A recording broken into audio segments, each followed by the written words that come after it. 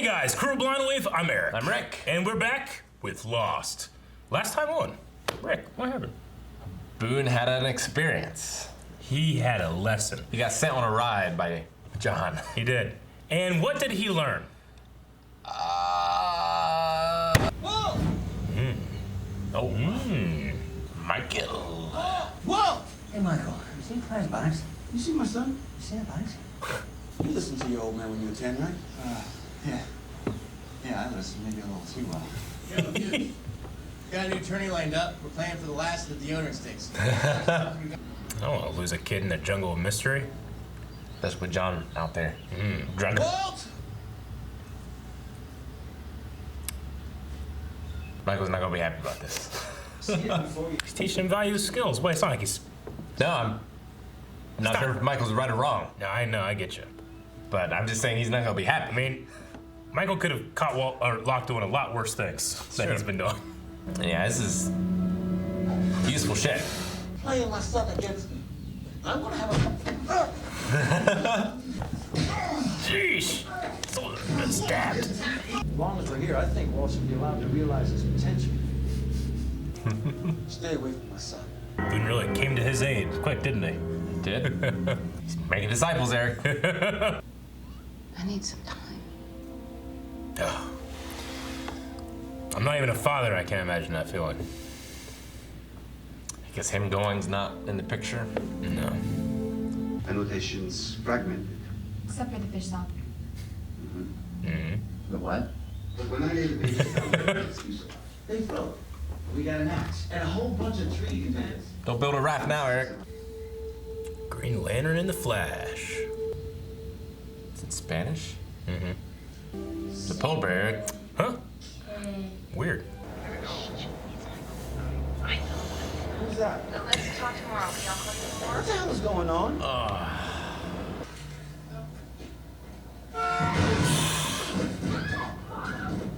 Oof.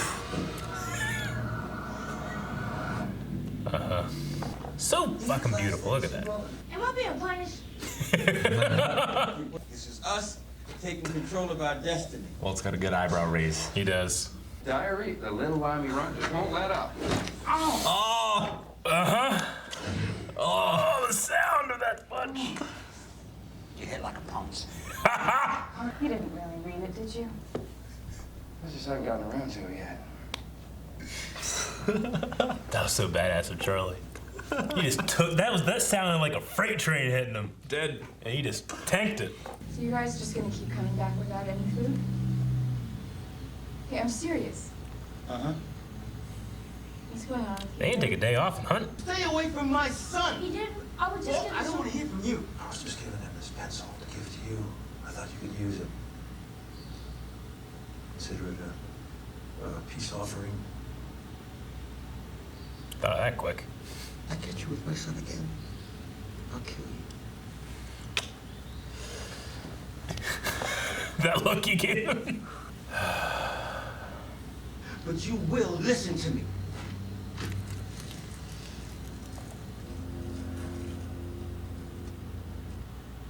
It's pretty good. So tense. What's black, white, and red all over? Yeah, newspaper, right? A penguin with a sunburn. That's really tough. Trust me, mother of four talking here. Look at it kick out. Would your daughter like that joke? Probably. Let's try it out and report back. I will.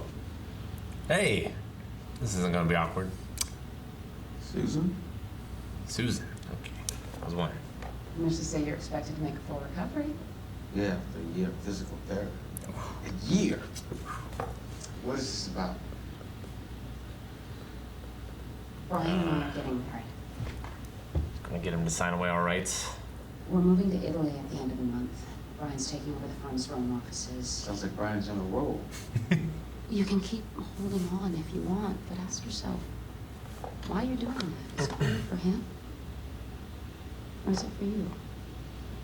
She's nothing if not to the point. She's quite the lawyer, I imagine. They just hang out together all the time, don't they? Let's go find your boy. He's a good dude. You okay? In real life, these two got together because of Lost. Are they still together? No, not anymore, but for a long time. Huh. Yeah.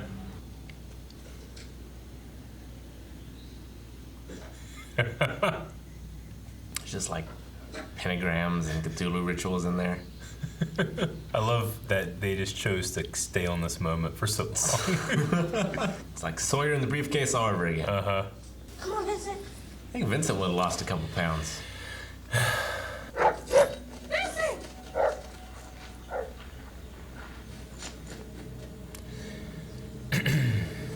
Not looking.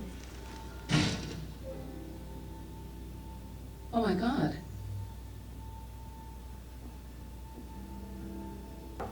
Called it, Eric. What? I'll tell you later. Okay. I don't know what you're talking about. He's like Reed Richards. Not Reed. The kid. Their kid? No, Reed Richards' kid. From the Fantastic Four. Uh-huh. Manipulate reality, Eric. Superhero. I don't know what you mean. He's looking at a bird. A bird shut up. There's the polar bear, Eric.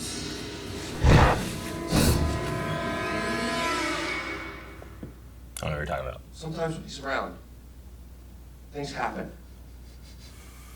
He's different somehow.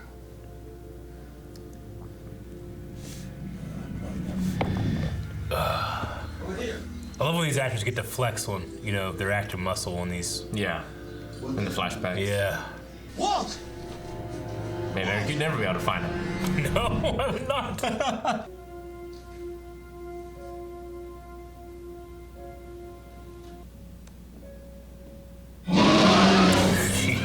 She's a transition.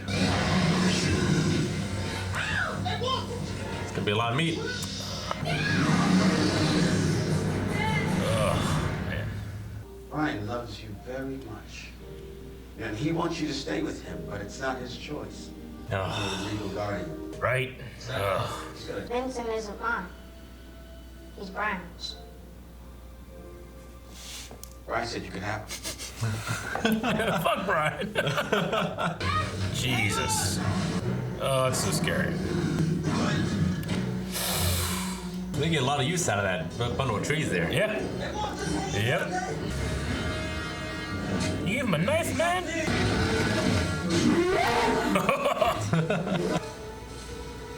Does not look strong. But if John Locke trusted us, so do I.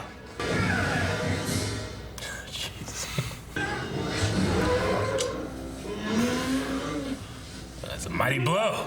You ran off again. He found his way back to you once, Walt. He will again.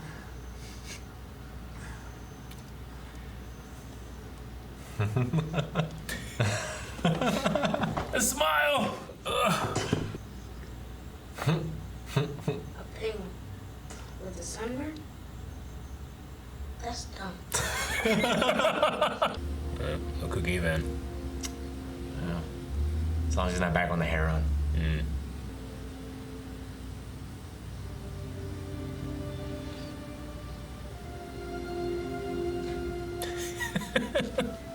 So eager. Uh-oh.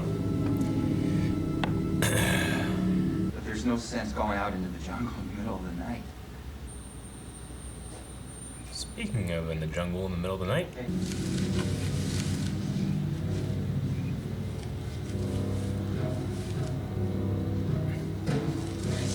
Oh! Claire.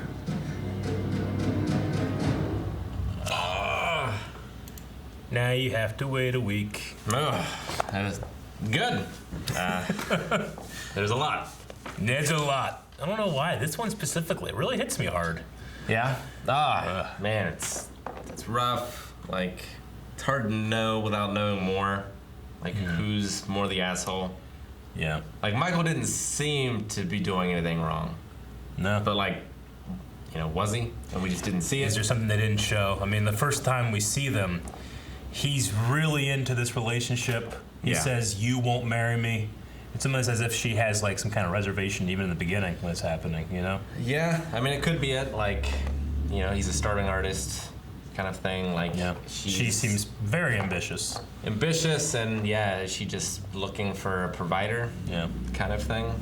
And like that's what she's looking for. I mean, we're seeing it all from his I guess not all from his perspective.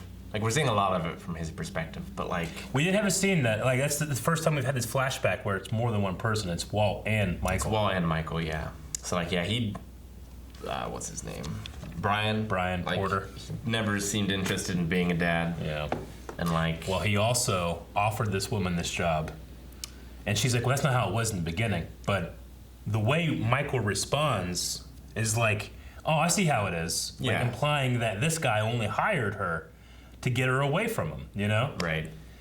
Like, and then he was like, I only ever wanted her. I didn't want to be a dad. Like, it felt like maybe Brian Porter was manipulating and trying to maneuver her in a way, and she, seeing this successful lawyer that she wants to be as well, kind of goes with it. Yeah, I mean, like, if that's what Brian did, that's not great. Yeah. But Susan is worse. Yeah, I agree. Asking him to give up his parental rights, taking him away. Yeah. Keeping the letters from him. Yeah. You know who's the MVP here is the nanny. Yeah. Because she's, Michael said, well, at least Susan didn't throw them away, but the nanny knew where they were. She did. And while she wanted to respect Susan's wishes, as soon as that guy comes up, she's like, here you go. This is important to Walt. I care about this kid. Yeah, and Michael's not doing himself any favors. Lying about... No. Lying about Brian. Yeah. And like... But you can understand why he did it. No, I can understand. He doesn't want to lose his mom and then realize that the only dad he ever had never loved him. Doesn't want him. Yeah. Like that's... So he casts himself as the villain. I'm taking you away. He does, which... I don't know if that's the right thing to do or the wrong thing to do, but I can understand where he's coming from and why he made that decision. But that makes things so much harder. It's good. I think a good way of putting it is I don't know if it's the right thing to do, but I certainly don't think it's the wrong thing to do, if that makes sense. And I hope him and Walt have that conversation soon of like what John said, of treating him more like an adult. Mm-hmm. Because... even without all the supernatural stuff, which we'll get into, I can understand wanting to build the raft and get out of there. Yeah. But at a certain point, you've got to see him less of a liability and more of someone who can contribute something. I understand. It really speaks to me. Like, I miss this kid's childhood. That's why he's still treating him as a kid. He's seeing him as the baby that he lost. Yeah. You hear these terrible stories of a child that was abducted and then the parents are reunited with him 30 years later. Mm-hmm. And they still, when they imagine that person, that kid they lost, they imagine their baby, and suddenly they're confronted with an adult. Yeah. And sometimes that doesn't work out, even though with the best intentions, it's too hard. Well, it's a tough thing too, you'll see kids in situations that maybe aren't ideal, and they can handle a lot. Mm-hmm. In terms of what they could actually do, you have child soldiers and everything else, and what they're technically capable of is a lot more than you give them credit for. Yeah. But at what point is the right point to take away the childhoodness of it all and the innocence, and let Michael know what the situation is, and when does he need to be a member of the group versus when does he need to be a kid? Sure. That's a tough thing to juggle. I mean, especially for a guy who hasn't been his father. Exactly. He missed his childhood, but then he says he doesn't want him to finish growing. No, he doesn't want this kid to grow up here. He wants him to have a normal life. Yeah. That's his motivation for getting off this island. No one's trying to do it. We're just waiting to be rescued. I'm gonna do something. I can respect the proactivity, I can respect it, but I wouldn't be. I'm not that guy. They have stories of indigenous cultures just building canoes and going in the ocean, and they find Hawaii. That's not me. Yeah. I can't be that guy. I gotta be the guy that's 10,000 people later, being Hawaii, yeah, sounds good. Everybody's been there, right? Nothing. Okay, let's go. We know where it is. Let's go there. I don't have it in me. But, Yeah, another backstory where it's just so sad and tragic and people feeling lost, you know, like Yeah. everything that happened to Michael was so out of his control. Like, he wants to be an artist, that's what he wants to do, but he can't pay, so I'm gonna go work construction. But then there's no jobs, I can't do that, so I'm gonna keep trying with my girlfriend, our son, and then she takes that away from him. I'm gonna keep sending him letters, or I want to come visit, or can you bring him out of his control? Yeah. And then the guy who's supposed to be able to be his father suddenly gives that control back to you, and he's like, he doesn't have any experience, he doesn't know what to do. He doesn't have experience, and I mean, it doesn't matter now, but like, was still doing all that physical therapy. He probably doesn't have a job to take care of a year of therapy after that accident. The kid. It's not like he's gonna have a nanny or anything for. He's not gonna have that house. No, they were in. And like, I don't know if like his mom is still alive to help watch while he goes and work. You know, like none of it matters now. But yeah, as I kind of thought this about Walt before, but as soon as he saw the polar bear in the comic, I was like, okay, this kid. I need to look up his name. But what is Reed Richards' son's name? Reed Richards' son. It's not Cable, is it? Franklin Richards. Franklin Richards. Yeah. So Franklin Richards is an Omega level. So also kind of like Scarlet Witch in the comics, the daughter of Magneto who can change reality. Way more though. Yeah. Yeah. Like Doctor Strange and Scarlet Witch can like manipulate reality, but Richards can like make it happen. Okay. If that makes sense. On a very wide scale. Yeah. So yeah, it seems like that's what they're hinting at. Is that? Well, what's your evidence? Well, so he was talking about the bird. And I assume the bird that crashed in the window was that bird. So, like, did he summon that bird from somewhere? Because especially with the polar bear, like, I doubt the polar bear heard the call and swam here. Yeah. So, did he just create him out of the nether? Which is what Franklin can do, where he's almost like a god. Okay. And that he can just create things. Now, you're not talking specifically about because this is a second polar bear here, because the first polar bear died. The first one died. So did he see, because they showed when that went into the fire, it focused on the polar bear and Walt looking at it intensely. So did he create a polar bear? Did he summon one? Is there one already there? It's weird for a polar bear to be in the Pacific. Well, and the thing too, this could all be Walt's fault, because Walt says, you're not taking me anywhere. He did say that. And if that's his belief or his resolve, and that's what his power is based off from, like, one, Walt could have just caused the plane unintentionally. But two, Walt could have created this entire reality in this island. And that French woman, like, that could all be him. It could all be Walt? Yeah. It's also kind of, but not really like the kid from The Shining, too. Whereas he could just more like predict things. Sure. I'm not sure what kind of control he had over the events. But, and again, how does John know that Walt has been through more than most people in a lifetime and that he needs to reach his full potential? I know. I mean, well, John knows that his mother recently died. Right? How does he know? Walt told him that. Okay. Earlier, he said that, my mom died, I'm with my dad now. You know, and John, so they had that conversation. Right. He also knows that he's been in a traumatic plane crash and living on an island, which is not something most people deal with. True. But he's special. He can reach his full potential. Yeah. What does that mean? That sounds like something a cult leader tells you to get him to join their cult. It does, but I think he's right. Yeah. Again, we come with the dichotomy of John Locke, because some of the things that he says, I think he oversteps. I think that he's just assuming, but he's right. And he has such warmth in his smile. When Michael, Michael was like, when Michael was like, "Come near us again, I'll kill you." Yeah. And then gives him this look like, "I'm making sure you understand. You will die. I will stab you in the face." But the look that he gives him when unquestionably, let's go find your boy. Yeah.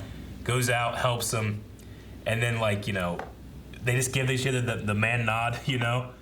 And then he gives that warm smile where the eyes sparkle, they squint, and he smiles, and you're like, yeah, I'll believe anything he says. Like, John Locke could be a dangerous cult leader. Yeah. Like, he has the temperament. Yeah. And like that warming smile. Uh-huh. But he's also just been right. Yeah. Every time. It's like when we talked the other day about, like, thank God Superman is good. Yeah. You know, because if he's not, he's going to do a lot of damage. Because well, I guess it depends on what the island is. Mm-hmm. Like, if the island is a neutral force or a force for good, yeah, Walt could be good. But if the island is a force for evil, like maybe Walt is evil. Yeah. Because he seems to be not the speaker of the island, but he seems to be more in tune with it than anyone else. Yeah. Or this black rock, or whatever this thing is. The Black Rock. Yeah, so they brought up the Black Rock before. They did. Danielle Rousseau talked about her team coming back from the Black Rock. Yeah, and then they think now that she was trying to draw a map to it. Mm-hmm.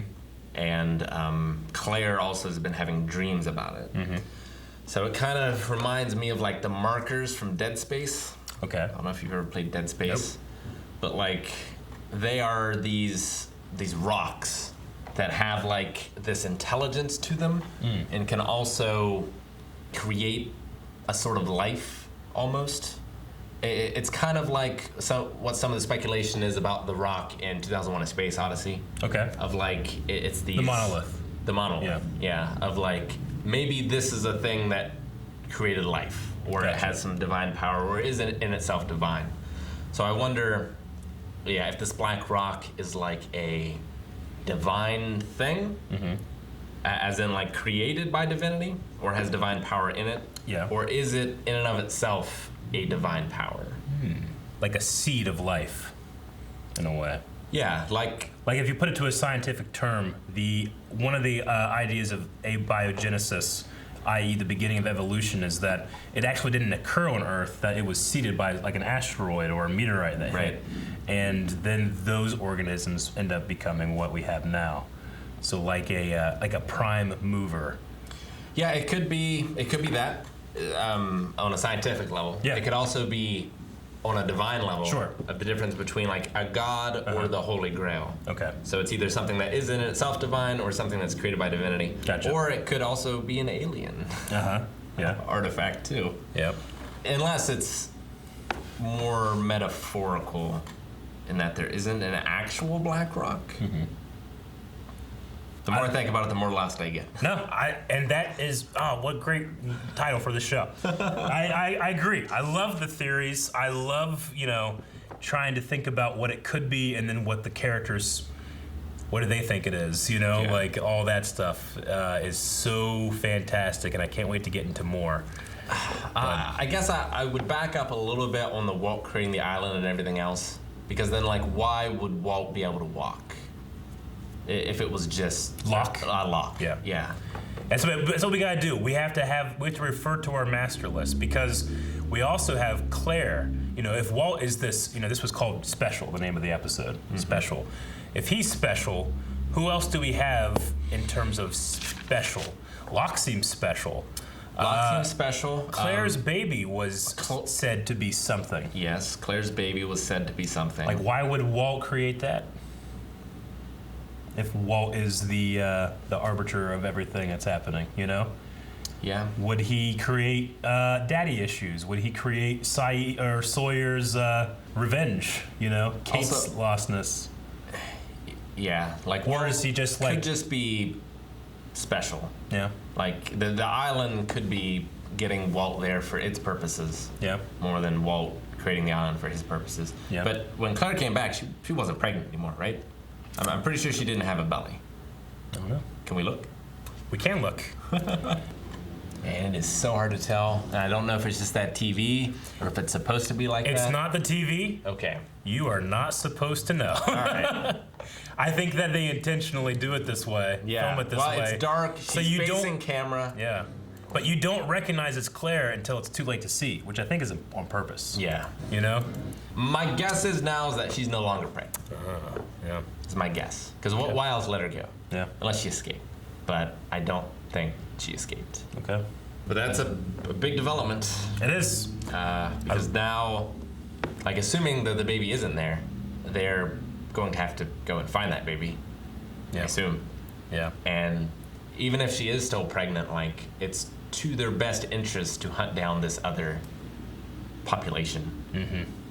Be real interested and see what she has to say, if she knows anything. If she wasn't just like blindfolded the whole time, you know. But what happened with Charlie when Would he be very didn't frustrating. say? Yeah, it would be frustrating.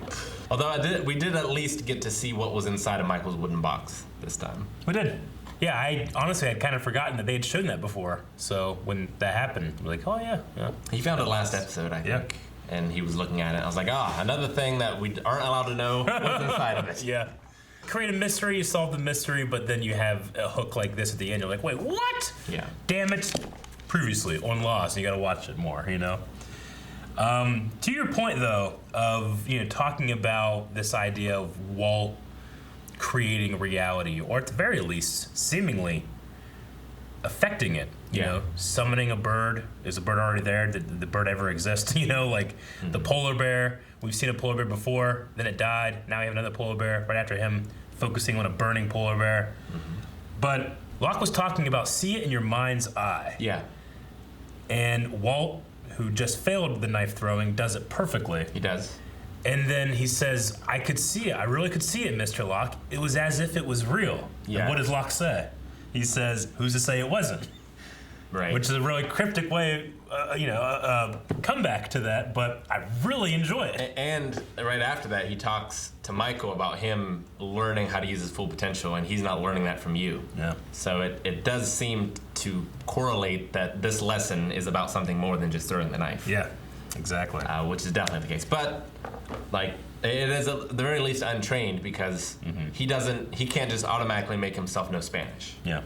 You know? True. So, like, he was struggling to do that. Yeah.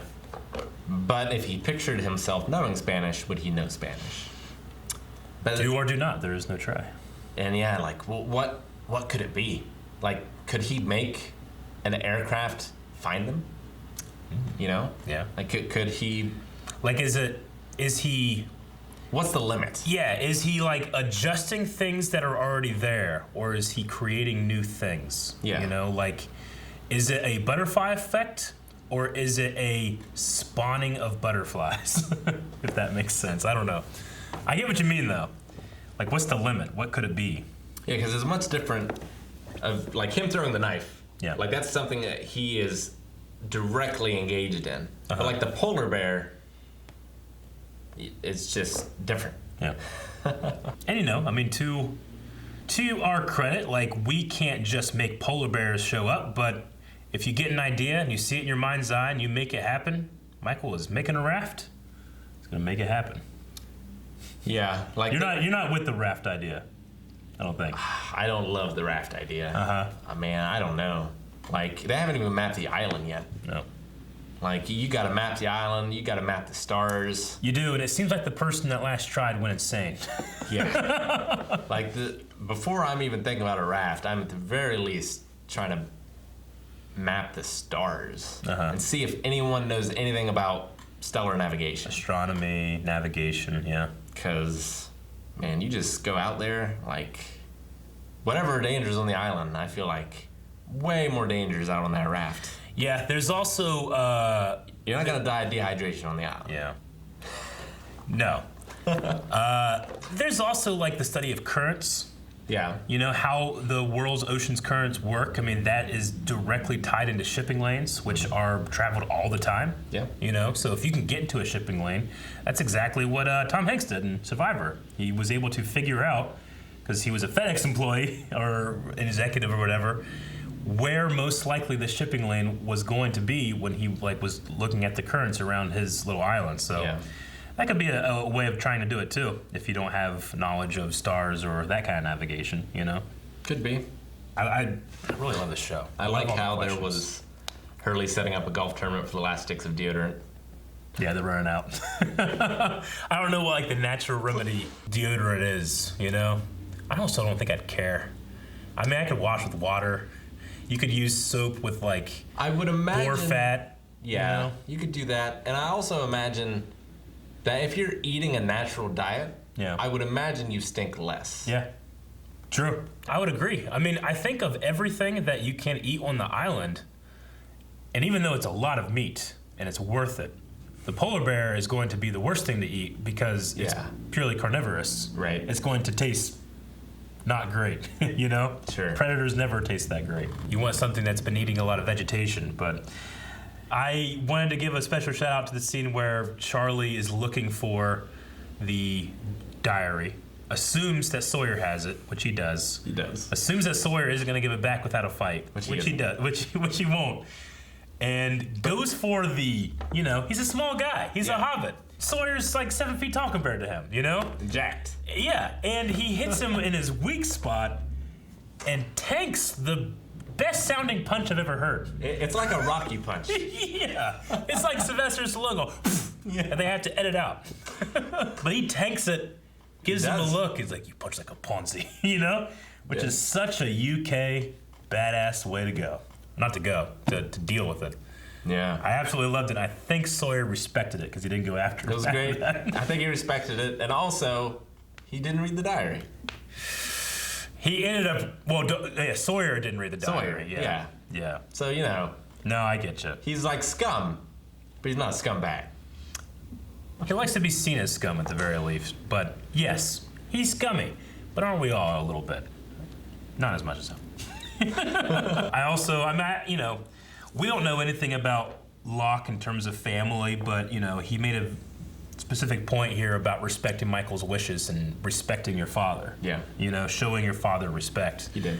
Which I thought was, you know, like, I don't know. Like, obviously it can feel like a universal way to relate to somebody. Like relating your parents, you know? Like, so many people have a complicated relationship with their parents, and, you know, we keep saying, like, he's creating disciples and becoming a cult leader, but one of the ways that cult people, you know, get others is to deny them their family, is to keep them away, to the point where, like, you have to shun them if they try to keep you away from our group and stuff. And I just like that. Of course, situations have done that for John. Yeah. Right now. Yeah. True. But you know, while Locke is so hard to read, I just love seeing what does he do versus what does he say? Yeah. You know, how does Walt react versus Boone? Boone is kind of, I don't know. It's incredible how fast Boone and Locke went from zero relationship to Boone, I think, will do anything. I know. For Locke. Yeah. Like, they were wrestling around with a 12-inch knife, you know? Like, that moment when he grabs that knife and, like, just points at Locke's face, that's scary stuff in the middle of the jungle. Yeah. But yeah, Boone seems to be all in. And, you know, he even had his conversation with Shannon where she's just so confused about what's happening. And he just shrugs it all off, you know? To the point where he's like, it doesn't even care about the raft being made. Yeah, he doesn't care about rescue, but also, he seemed to have that realization where he's just not worried about her anymore. Yeah. Like, he doesn't care about what she thinks. Yeah. But, I mean, you know, he seems to have a pretty good life back home. You know, he's very rich. I think there's a certain amount of people that might be like, you know what? Sawyer just, like, sits around and lays on the beach and has a good time. Like, it doesn't sound too bad, you know? They got food, they got water.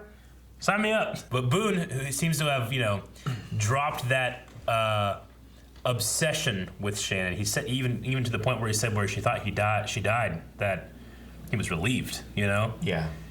But to say that, like, you know, well, me and Locke are worrying about this fucking door. Who cares about the raft? Sure. Is very interesting. I don't know if it's true, but I imagine a lot of successful people fantasize about getting rid of all of it and living a more primitive existence. Of course. Yeah, No, I understand, because no one's ever satisfied. Once you get something, you want the next thing. Yeah. And the next thing. It's so hard. I don't think I've ever, like, read the memoir of a rich person and been like, you know what, I had enough. You know? You always want something else. Well, and it's just it's just the human condition. Well, yeah, it's something about fighting for your survival. Yeah. Because, like, I've done very little. Sure. But, like, you know, when you're chopping your own firewood, or like chopping down these trees or whatever, like you just get a different endorphin rush from anything else in the world.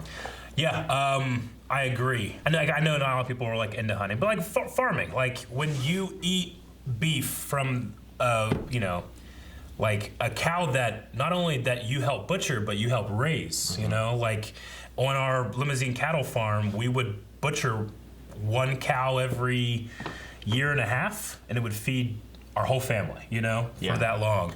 But we would keep a herd of 500 head of cattle, you know, for no reason other than my dad likes cows, except for also it feeds, you know. Yeah. But we would have 10 calves that year, you know, and slaughter one animal, you know. But eating that and, you know, like providing that for your family, I can imagine how my dad felt, you know, being able to do that. Getting corn from his garden, it just tastes better than the corn you buy at the store. Yeah. And even just like, I've been cooking a lot more lately, and just like making the meals. Yeah. Like there's just something about it that feels different. It's a primal reward system, you know? Like, it's the feeling we have when we see a green vista.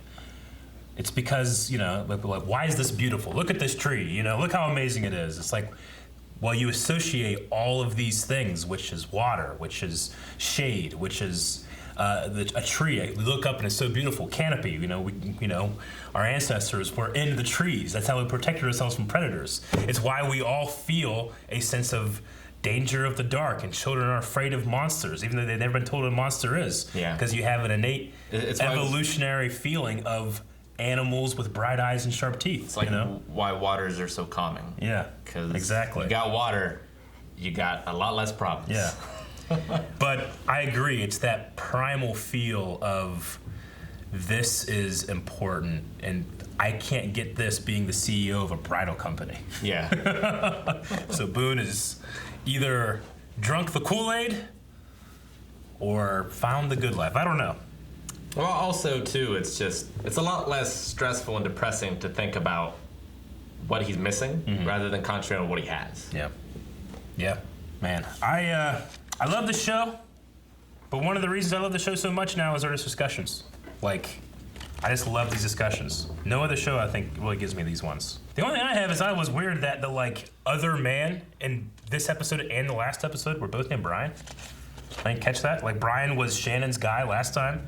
B-R-Y-A-N was the subtitle spelling. Really? And this time, it was Brian, B-R-I-A-N. I did not catch that. It makes me think there's, like, a writer that, like a Brian, like, took his girl or something, so he keeps writing fucking Brian, you know? Maybe, or it's two writers, and there wasn't, like, a checker, you know? It's like, oh, you used Brian last time. Whoops. Yeah. Yeah. Another thing I had written down, I don't know how important it is really, but you were mentioning, like, kind of Michael's support system back home. Does he have a mom, you know? He did name his son Waltz after his dad. That generally happens, not all the time, but after someone has passed away, you honor them by naming someone after him, you know? Like, I wonder if that is a clue or something we could maybe assume that maybe his parents are here, or at least his father's not. I'm named after my father. I understand. And his it's father. not a general rule, but it tends to happen of naming someone after, you know, someone you respect that maybe, you know, you want to honor them, and part of honoring them could be after they die. I don't know. Sure. Just something I was thinking of, you know. It could be. I don't know how deep we'll get into that stuff, but... And 2 episodes in a row with eyes. So we're back in it. Yeah. You see Rose now. Rose, yep. Well, before that, we have to deal with Claire, who just showed back up. And, you know, thank God that the 2 guys that say they're out looking for her found her while they're not doing anything. We have to wait to see the next one, but you don't. You can see up to the next 4 right now over at patreon.com/blindwave. You can also watch along with us with full length. We are watching it on Hulu. You need to sync up your own footage, but you can go along with us, or you can just know how it goes and laugh at how wrong I am.